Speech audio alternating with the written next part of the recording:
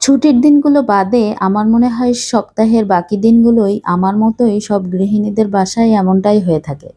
আসসালামু আলাইকুম, কেমন আছেন সবাই? আশা করি সবাই ভালো আছেন এবং সুস্থ আছেন।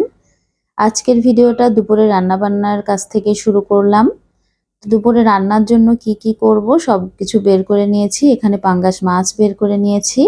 আর রুই মাছের ডিম ছিল সেটাকেও বের করে নিলাম।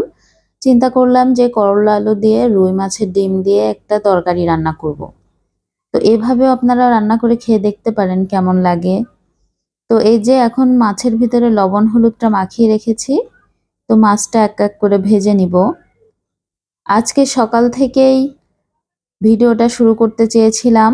আর সকালে উঠেই রুটি বানিয়েছি, ভাজি করেছি।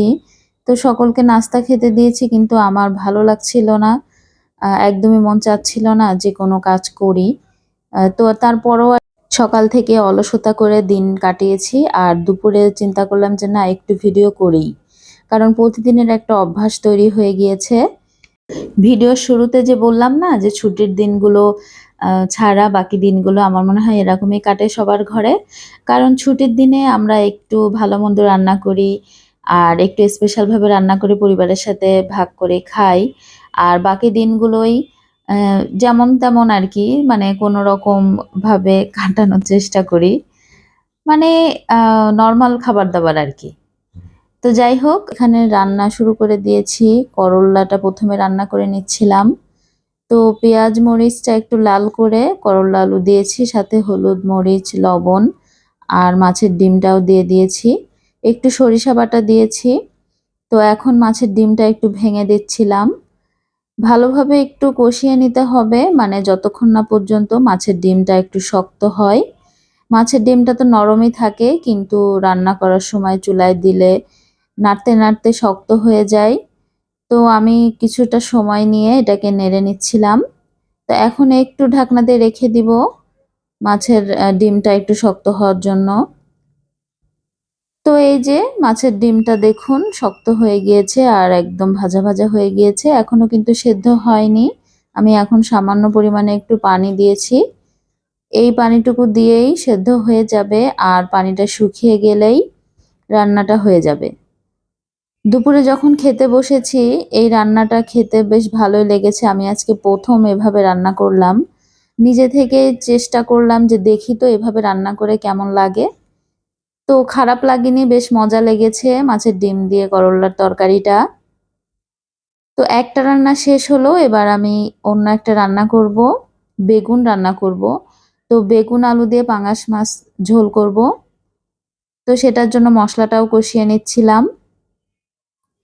সংসারের কাজ আর বাচ্চা-কাচ্চা সামলিয়ে নাজেহাল অবস্থা হয়ে যেতে হয়। মাঝে মন চাইলেও অনেক কিছু করা হয়ে ওঠে না। চিন্তা করি যে সারাদিনের সবকিছুই আপনাদের সাথে শেয়ার করব। কিন্তু এই বাচ্চা-কাচ্চা মানে সামলিয়ে, তারপরে ঘরের সব কাজ করে নিজে হাতে ক্যামেরা ধরে এই ভিডিওগুলো তৈরি করাটা অত সহজ নয়। আসলে যেসব আপুরা সাকসেস হয়েছেন, তাদের অনেক খাটনি করতে হয়েছে, অনেক পরিশ্রমের পরে তারপরে তারা সফলতা অর্জন করেছেন। তো সাথে যদি একজন সাপোর্টিভ কেউ থাকে তাহলে সত্যিই ভালো হয়। কিন্তু আমি একা হাতেই সবকিছু করে থাকি। তো এর কারণে মাঝে মন চাইলেও অনেক কিছু আমার ভিডিওতে ক্যাপচার করা হয় না। আর যেমন চোর পালালে বুদ্ধি বাড়ে, আমারও মাঝে ঠিক সেরকমই হয়।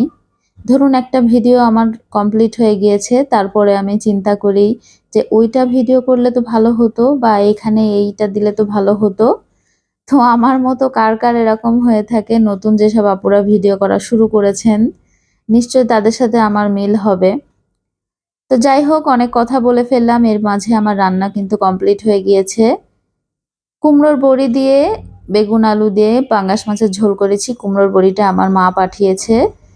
তো আমার মায়ের হাতে তৈরি কুমড়োর বড়ি দিয়ে আজকে রান্নাটা করেছি। আলহামদুলিল্লাহ, খেতেও বেশ মজা হয়েছে। রান্না একদম কমপ্লিট। তো আজ আর বাবাকে খেতে দিচ্ছিলাম। আজকের ভিডিওটা এই পর্যন্তই। আশা করি আমার এই ছোট ঘরোয়া ভিডিওগুলো আপনাদের ভালো লেগে থাকে।